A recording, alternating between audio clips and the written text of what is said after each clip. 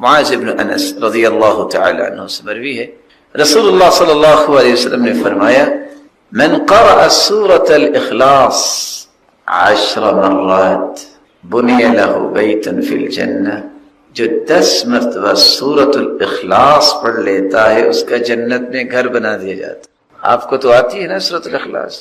دیکھ لینا، آتی ہے سب کو؟ اللہ کا شکر ہے کہ ہم ان لوگوں کے ساتھ رہتے ہیں جن کو سورۃ الاخلاص آتی ہے۔ ہم ان لوگوں میں سے نہیں ہیں جن کے آفس میں 40 والیوم کی لا کی کتابیں ہیں لیکن سورۃ الاخلاص پڑھنا نصیب نہیں ہوتا۔ ایک مرتبہ پڑھ کے دیکھ لیں، آپ کو بھی آتی ہے کہ نہیں آتی؟ قل هو اللہ احد اللہ الصمد لم یلد ولم یولد ولم یکن لہ کفوا احد۔ اور دیکھیں تعجب کیسا کہ اتنی سورت کے بارے میں بھی کہتے ہیں اصل میں لکھ کے کسی نے غلط دے دی۔ لا حول ولا قوت الا باللہ، لا حول ولا قوت الا باللہ۔ اللہ تیرا شکر ہے کہ تو نے دین سے وابستہ کیا۔ الحمدللہ الذی ہدانا لہذا وما كنا لنهتدی لولا ان ہدانا اللہ۔ آپ صلی اللہ علیہ وسلم نے ایک ہی حدیث میں 3 طریقے بیان کیے ہیں جس سے آپ ہر طریقے کے ساتھ جنت میں گھر بنا سکتے۔ پہلا طریقہ انا زعیم ببیت فی ربض الجنہ من ترک المراء وان کان محقا۔ کوئی ہے جو ذاتی جھگڑے میں سچا ہونے کے باوجود جھگڑا چھوڑ دے، رسول اللہ صلی اللہ علیہ وسلم فرماتے ہیں میں ضمانت دیتا ہوں، میں ضامن ہوں کہ میں جنت میں چبوترے پہ اس کو گھر لے کے دوں گا۔ آج ہم پتہ کیا کہتے ہیں؟ لو میں کو کمزور ہوں، عید کا جواب پتھر دینا چاہیے۔ اب پتہ نہیں ہے صحیح بخاری کی روایت ہے کہ صحیح مسلم میں کچھ ہے، یہ کس جگہ حدیث ہے؟ کسی قرآن کی آیت یا حدیث میں یہ نہیں ہے کہ اینٹ کا جواب پتھر دو۔ ہاں ہم نے یہ تو پڑھا ہے کہ عدی بن حاتم کو جب ایک شخص نے گالیاں دی تو گالی سن کی تو غلام سے کہتے ہیں ان سے گزارش کرو یہ کھانا کھائیں گے، یا ان سے پوچھو میں ان کی خدمت کر سکتا ہوں، کوئی کام ہو میرے لائق۔ یہ تو ہم نے پڑھا ہے۔ یہ بھی ہم نے پڑھا ہے کہ یحییٰ بن معاذ کو ایک شخص نے گالی دی، وہ مسکرانے لگ گئے۔ پاس بیٹھا ایک بندہ کہتا ہے لما لم ترد علی، بزدلو جواب دو اس کو، جواب کیوں نہیں دے رہے؟ تو مسکرا کے کہتے ہیں فلماذا تعلمت اذن، اگر میں نے گالی کا جواب گالی سے دینا تھا تو میں نے پھر علم اور دین کیوں پڑھا تھا؟ اور آج تعجب کی بات ہے مفاہیم بدل گئے۔ سید پہ زکوٰۃ نہیں لگتی، آج سید دہائی دے کے زکوٰۃ لیتا ہے کہ میں سید ہوں مجھے تو دینی چاہیے۔ پرانے زمانے میں ہوتا کیا تھا، لوگ دروازے پہ کھڑے ہوتے تھے کہ کوئی کتا نہ اندر آ جائے، آج کتے دروازے پہ ہوتے ہیں کوئی مرد نہ اندر آ جائے۔ پہلے یہ ہوتا تھا لوگ معاف کرنے کو پسند کرتے تھے، آج کہتے تھے میری انسانیت پوری کیسے ہوگی جب تک میں اس کا جواب پورا نہیں چکاتا۔ سچا ہونے کے باوجود ذاتی جھگڑا چھوڑ دینے والے کے لیے جنت میں چبوترے میں ایک گھر کی ضمانت۔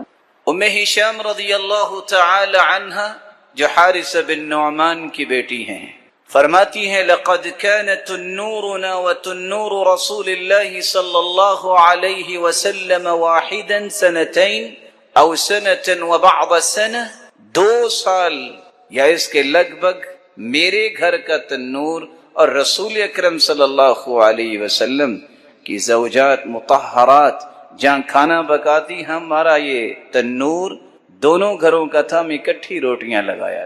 وما اخذت سورة قاف الا عن لسان رسول اللہ صلی اللہ علیہ وسلم كان يقرأها كل جمعة على المنبر۔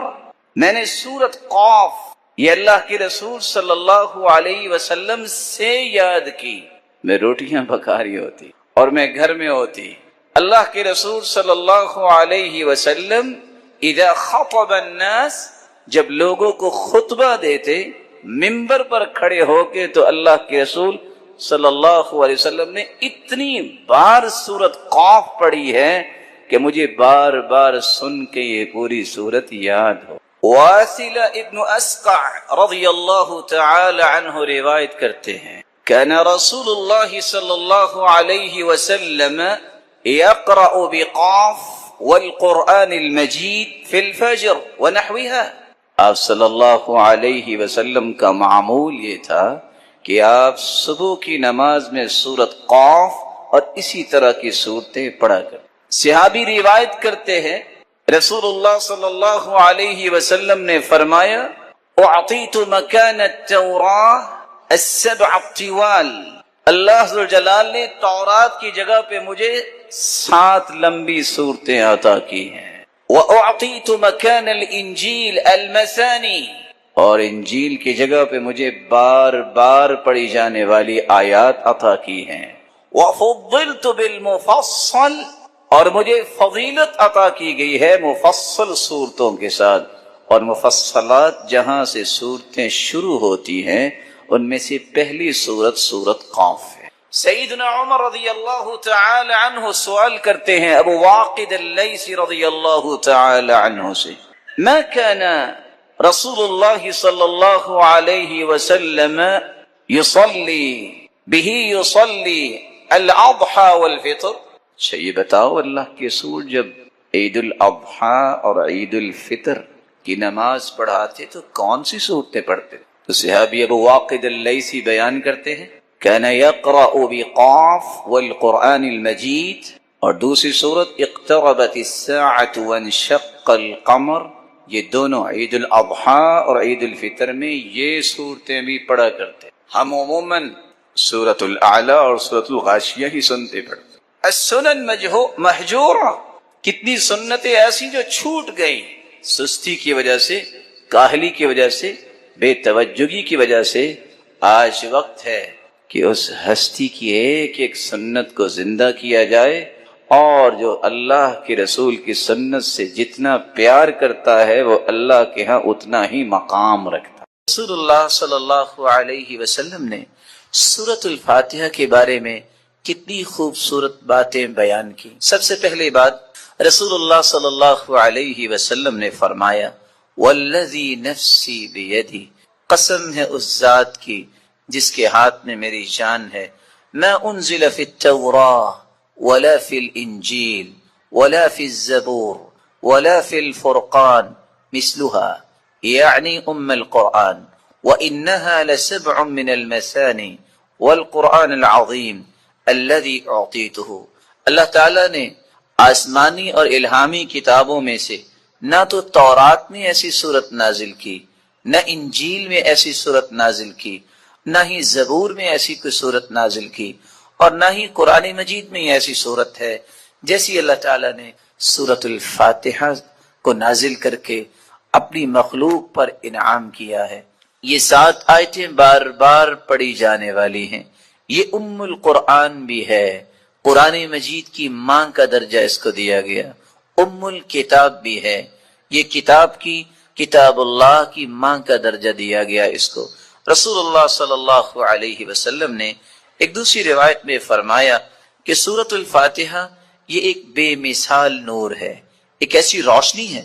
سیدنا عبداللہ ابن عباس رضی اللہ تعالی عنہ بیان کرتے ہیں بینما جبریل قاعد عند النبی صلی اللہ علیہ وسلم سمع نقیضا من فوقه فرفع رأسه فقال، رسول اللہ صلی اللہ علیہ وسلم کے پاس جبریل امین تشریف فرما تھے، اچانک سے ایک آواز آئی، رسول اللہ صلی اللہ علیہ وسلم نے اپنا سر مبارک اٹھایا اور پوچھا یہ آواز کیسی ہے؟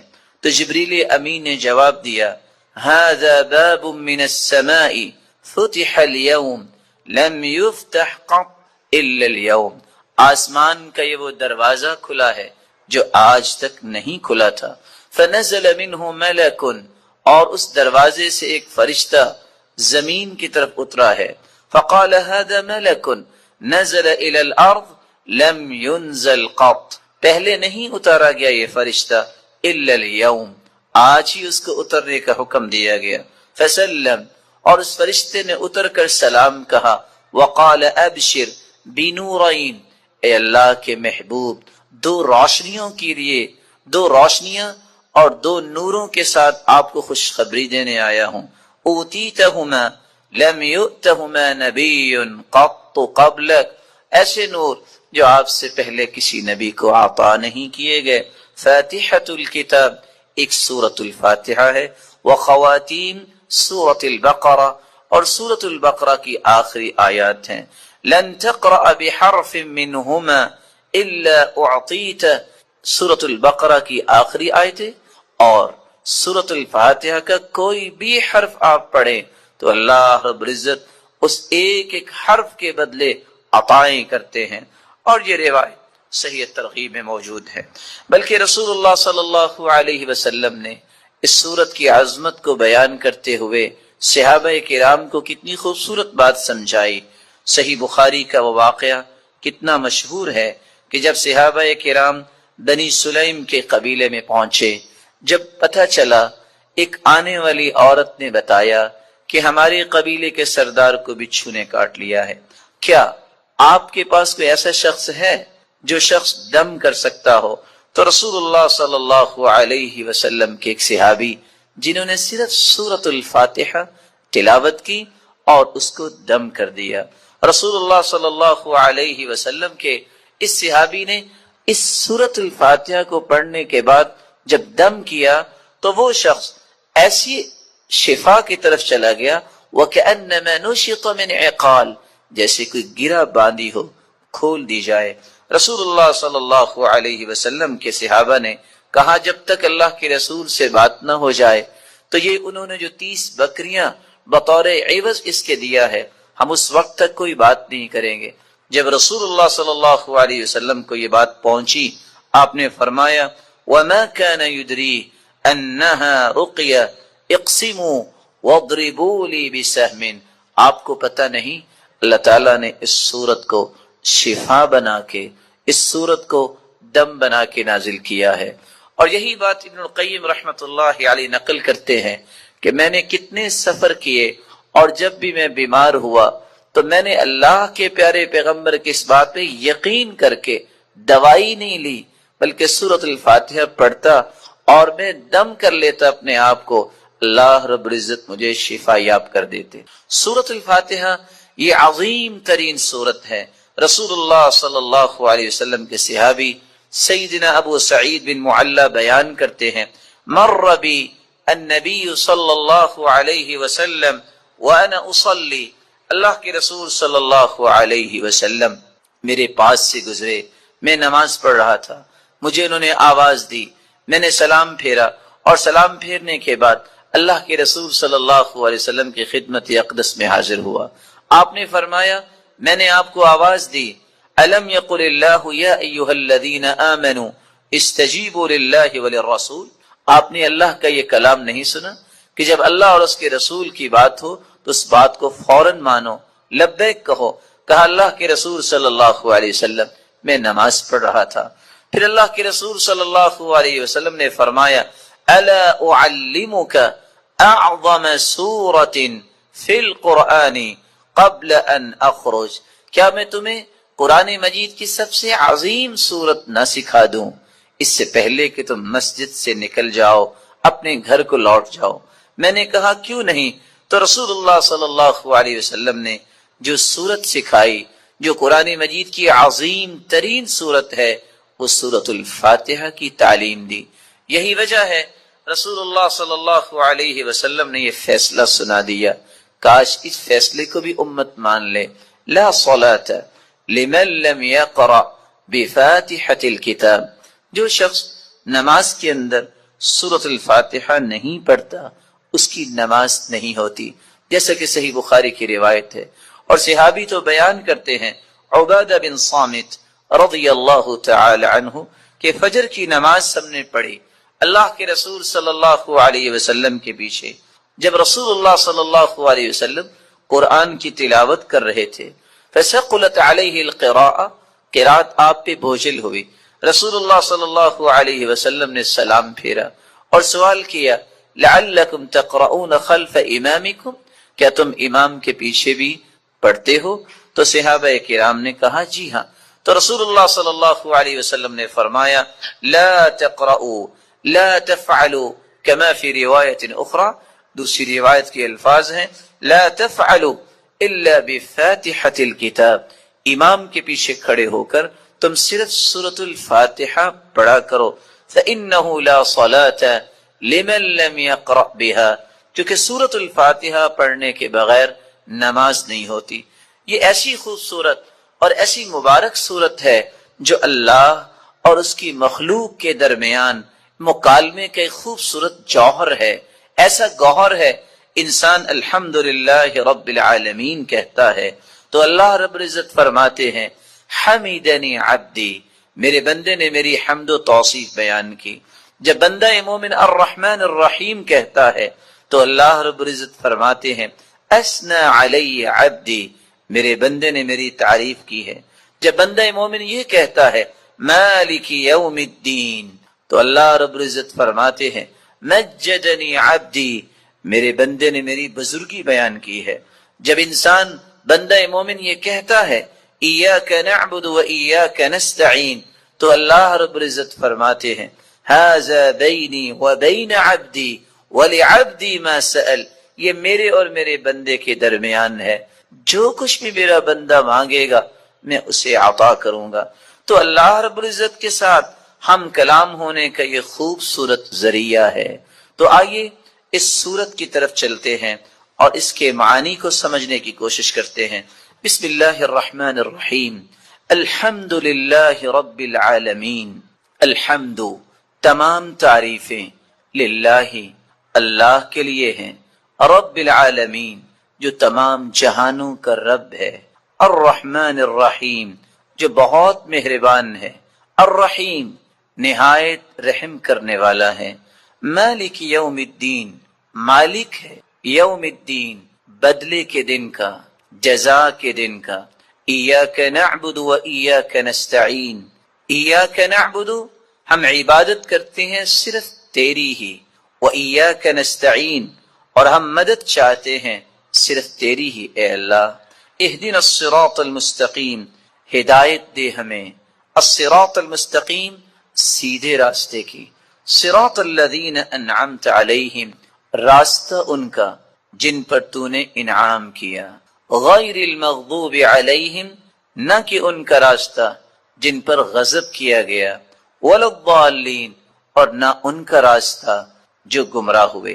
رسول اللہ صلی اللہ علیہ وسلم کے فرامین کی روشنی میں اس سورت کی 5 باتیں ہمیں یاد رکھنی چاہیے۔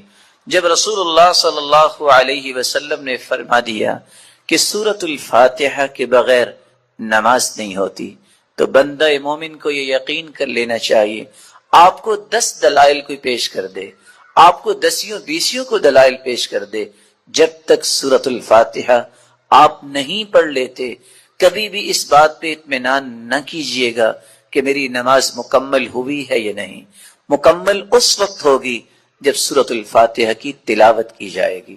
رسول اللہ صلی اللہ علیہ وسلم کے فرامین کی روشنی میں دوسرا پیغام میرے اور آپ کے لیے یہ ہے کہ یہ سورت شفا ہے، یہ سورت دم ہے، اپنے آپ کو بھی اور اپنی اولاد کو بھی دم کیا کرے، اور اس کے لیے سورۃ الفاتحہ سے بڑھ کر کوئی نسخہ کیمیا، کوئی تریاق نہیں۔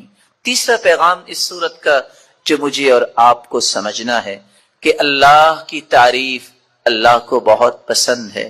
یہی وجہ ہے عبداللہ ابن عباس رضی اللہ تعالی عنہ فرمایا کرتے تھے الحمدللہ ہر شکر کرنے والے کی زبان کا یہ وطیرہ ہے۔